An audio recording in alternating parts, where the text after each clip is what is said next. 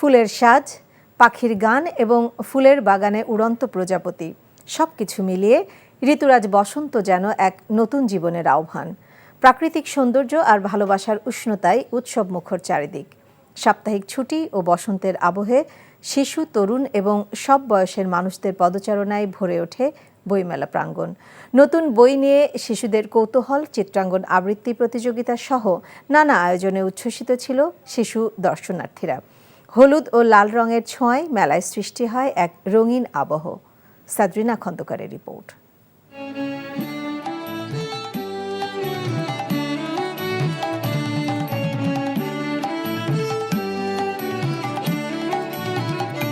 বসন্ত ও ভালোবাসার রঙে রঙিন সকলে। শুধু প্রকৃতির পরিবর্তনই নয়, বসন্তের সঙ্গে শুরু হয় বাঙালির সাংস্কৃতিক মিলন মেলা। বসন্ত বন্দনা ও ভালোবাসার অনুভূতি নিয়ে দিনভর উৎসবে মুখর ছিল রাজধানীবাসী। বসন্ত উৎসব, ভালোবাসা দিবস একই সাথে পড়ে। আমরা প্রতি বছর এখানে আসি। অনেক ভালো লাগছে, এখানে সকলে অনেক মজা করছে। বসন্তের স্নিগ্ধতা ছড়িয়ে পড়ে বাঙালির প্রাণের উৎসব বইমেলাতেও।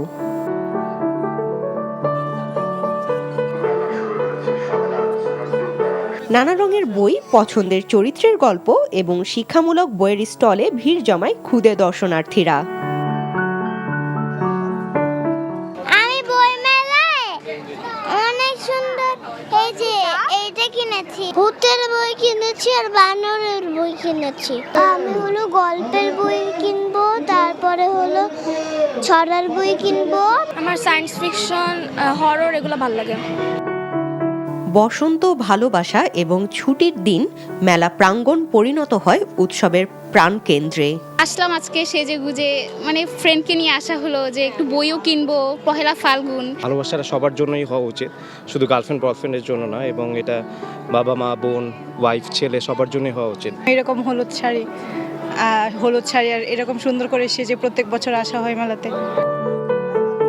মেলা হয়ে ওঠে উৎসব মুখর, তাই অন্যান্য দিনের তুলনায় বই বিক্রিও বেশি।